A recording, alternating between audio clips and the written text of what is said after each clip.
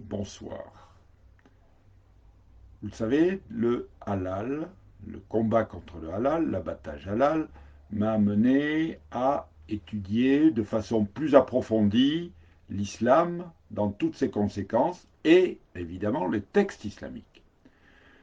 J'ai l'habitude de dire que le halal, c'est la collusion entre l'obscurantisme et l'affairisme, le mercantilisme, qui utilise justement cet obscurantisme. J'ai la faiblesse de croire, chers amis, c'est un espoir peut-être un peu fou, que l'islam sera capable de faire un jour une mise à jour et dépoussiérer ces dogmes, si j'ose dire, s'il y a des dogmes, et pour cela, il va falloir expurger le Coran de tout ce qui est contraire à ce que nous vivons, ce que nous désirons vivre dans nos pays. Et je vais vous prendre un exemple qui m'a fait à la fois plaisir et poser un certain nombre de questions après l'assassinat horrible de cette policière à Rambouillet. Nous avons vu venir, je vous mettrai la vidéo sur la page ultérieurement, nous avons vu arriver donc l'imam Chalgouni. Vous le connaissez, c'est un imam qui tient des propos qui a l'air d'être un brave homme, qui tient des propos euh, a priori modérés, qui plaisent, qui me plaisent d'ailleurs, moi aussi, parce que je me dis, si tous les musulmans sont comme ça, il y a une possibilité de vivre ensemble. Mais il y a quand même quelque chose. Dans ce dialogue, il y a un journaliste qui pour une fois, parce que les journalistes n'ont fait aucun effort pour comprendre, pour aller au fond des textes, et décortiquer un petit peu ce que l'islam enseigne. Le journaliste pose une question à partir de 12 minutes à peu près.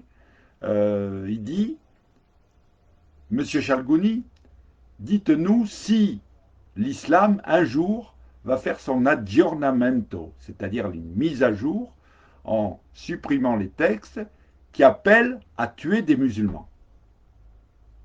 Parce que cette affirmation, cette injonction, cet ordre est donné par Dieu lui-même dans le Coran de tuer les mécréants.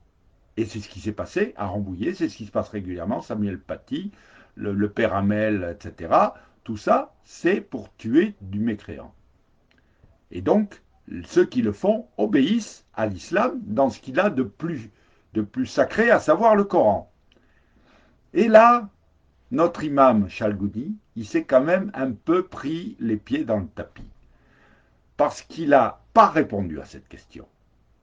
Il a dit, mais non, ceci, cela, mais c'est les salafistes, c'est les frères musulmans, l'islam politique, c'est-à-dire qu'il a utilisé exactement la phraséologie, les figures qui sont imposées donc dans le débat public pour justement ne pas examiner au fond ce que dit l'islam. Et je me suis posé la question, est-ce qu'il pratique ce qu'on appelle la taqiyya, c'est-à-dire la dissimulation, ou est-ce qu'il est parfaitement naïf et finalement ignorant de ce qu'est la religion qu'il est censé enseigner à ses ouailles, si j'ose dire. Je me suis posé la question et je me la pose encore. Parce que, effectivement, le problème est là.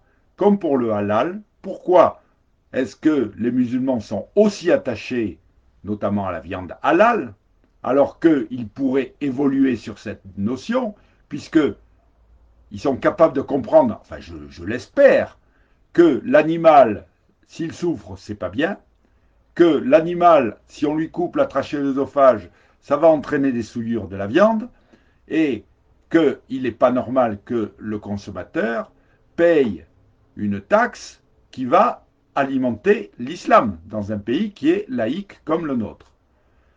Donc, vous voyez, tout ce questionnement qu'on est obligé d'avoir lorsque on écoute des musulmans je le pense de bonne foi, cet imam Chalgouni.